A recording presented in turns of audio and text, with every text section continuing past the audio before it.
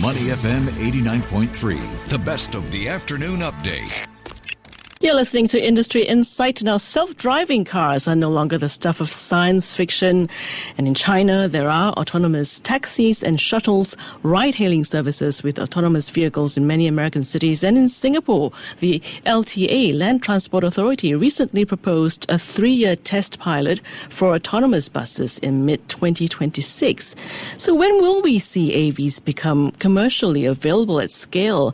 What's really happening under the hood, and how will this impact businesses and even careers in the years ahead?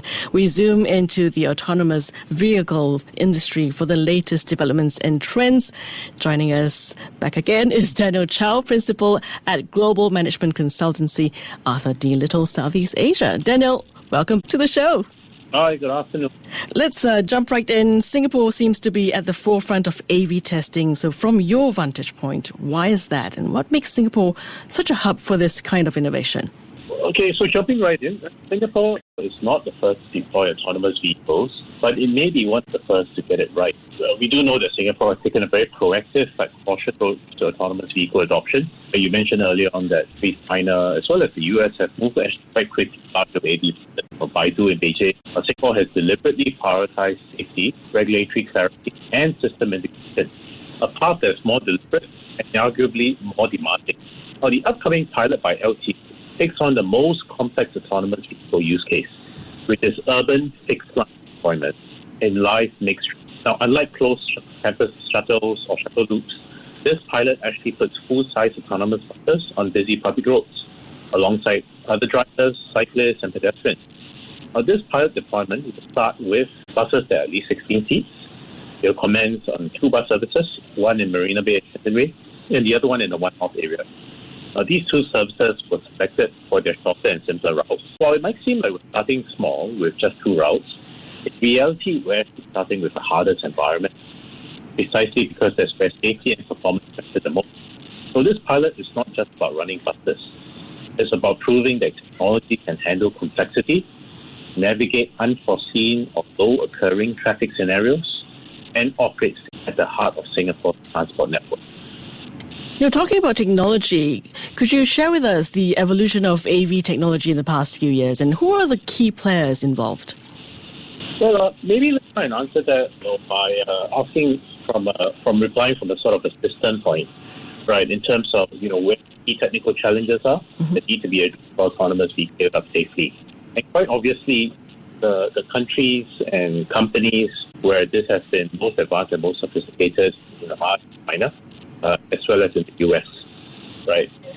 And I think across these 2 countries, if you look at the various autonomous companies that have been innovating in this space, also in Israel, that scaling autonomous vehicles isn't just a technology challenge.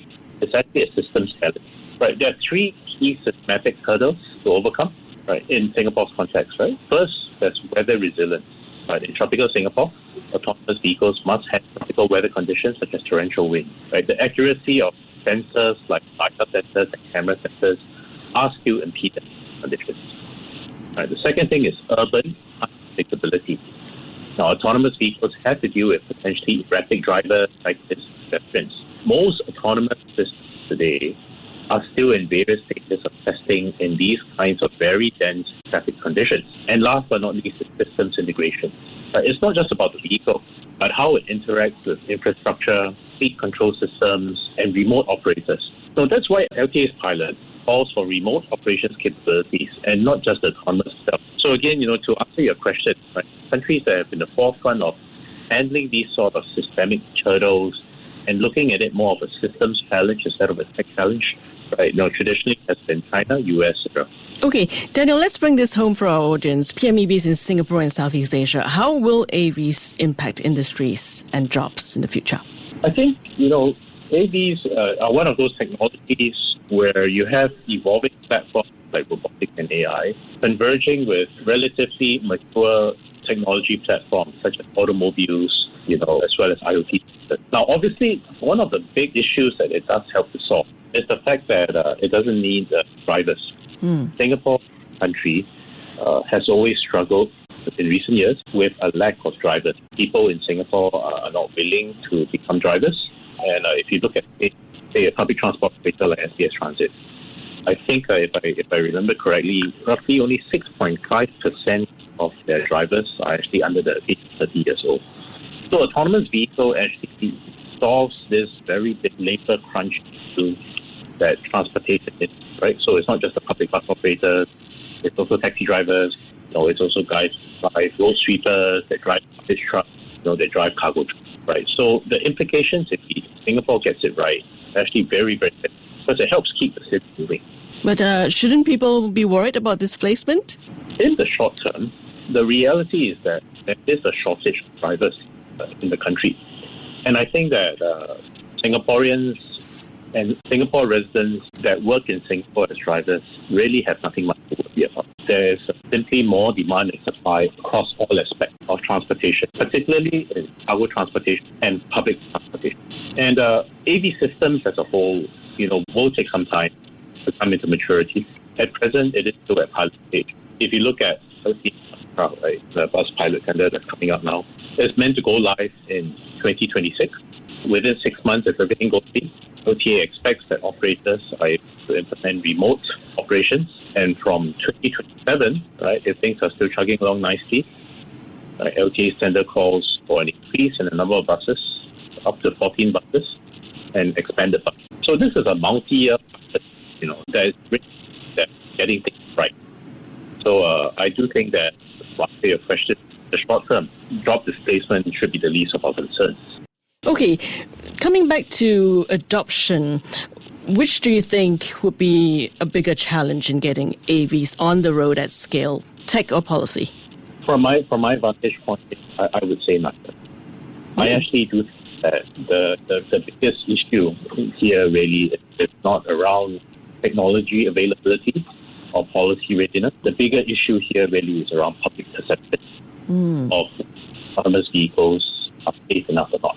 So safety as a concept by itself isn't a feature of autonomous vehicles, right? It is a foundation. So ironically, based on ADL, after the study, the firm that I work for, on the future of automotive mobility, we actually see that urban, very high income and high income response being the most positive on autonomous technology. So this correlation between some and acceptance of autonomous driving holds in all regions, but we also see different overall acceptance across regions where in Southeast Asian countries, including Singapore, who adopt autonomous vehicles slightly above the global average. However, the biggest concern across all demographics of users is safety. Can the vehicle detect a child passing across the road? Will it know when to stop in a sudden heavy rain downpour? So if these safety fears and concerns could be overcome by positive user experiences, it will lead to great usage of autonomous vehicles. Of course, there's also the ethical question. If a collision is unavoidable, how does an autonomous vehicle, quote-unquote, choose? Right? Who's liable in a crash? Is it the manufacturer? Is it the operator? Or is it the algorithm? Yeah. So in the context of Singapore, right, Singapore will not take a risk-free or zero-accident approach. Traffic accidents do happen with human drivers, often due to driving behaviors. Hence, the comparison benchmark of vehicles cannot be zero accident. But if we insist on a zero accident outcome, it will mean that we will not be able to deploy new technologies like autonomous vehicles in Singapore. So Singapore's interest is not to insist on an approach that is fail-safe, but to design a system to minimize risk, and if failures were to happen, it will be safe. Okay, so Daniel, where do you see AVs in Singapore 5 to 10 years from now? Yeah, well, I think LTA's trial for autonomous buses is definitely a very positive step in the right direction. Now, I've been looking in the autonomous vehicle space for almost 10 years now. So I used to work with public transport operators. I used to work in the innovation space within the transportation space in Singapore specifically. And as far back as 2018, 2019, we do know that the government as well as industry players have been readying for the effort of autonomous vehicles in our transportation. LTA's bus trial hopefully will now accelerate that within 2027 and 2028. I'm very much looking to at least 14 autonomous buses, our transport system, more and more robo-sweepers, and more autonomous robots and vehicles also being used for the transportation of within warehouses where autonomous forklifts Wow, exciting stuff.